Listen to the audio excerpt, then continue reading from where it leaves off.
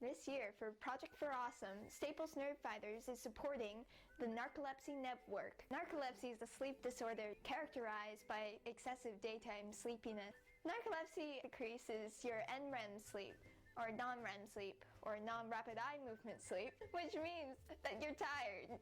And that if you sleep, you're not really sleeping, because you're just in rapid eye movement or REM sleep.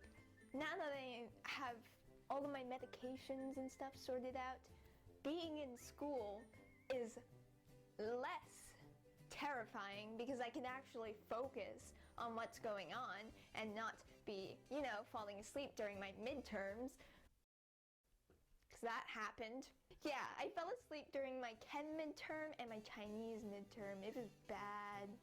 Those were actually my worst midterms. It's a really, really fun disorder. Other conditions that may occur for people with narcolepsy include cataplexy, sleep attacks, microsleeps, and weird sleep things like sleep paralysis and weird hallucination. If you're wondering what cataplexy is a disorder that can occur if you have narcolepsy, but not all people with narcolepsy have it. During an episode of cataplexy, despite popular belief, you're just totally awake during the entire episode when all of your limbs and muscles kind of just go untensioned. It is usually triggered by some kind of emotional state. It can cause really bad accidents for people who are triggered by thrill, for example. So if you're skiing down a slope and you have an episode of cataplexy and start tumbling down because all of your limbs are no longer controlled by your muscles. You look so concerned. What is the cause for narcolepsy?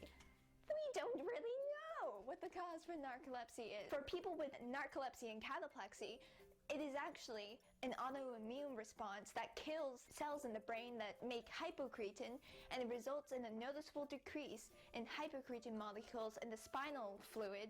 There are genetic markers of narcolepsy that for some people, but it's not that common, but at the same time it does happen.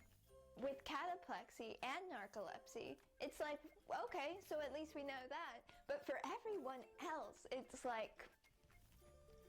so what does cause narcolepsy? The Narcolepsy Network hosts forums that allows all of the people with narcolepsy in the world to just complain about their problems, and it helps us to figure out solutions to our problems, because some people have excessive sweating that is caused by a certain medicine that most people with narcolepsy have to take. It helps us sort out all of our problems. It helps us find out and discuss important issues that need to be addressed, like pregnancy with narcolepsy. It's not like narcolepsy is a disease that will harm your babies and make your children have cancer or something, but it's that there's all these medicines that are fairly recent in their creation, so we have no idea what the long-term effects of that would be. We discuss all of this on the narcolepsy forums, and I'm very grateful that they exist. The Narcolepsy Network also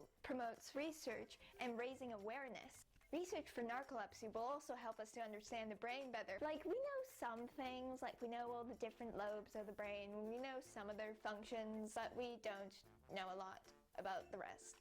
So, you should vote for the Narcolepsy Network. Link in the doobly-doo.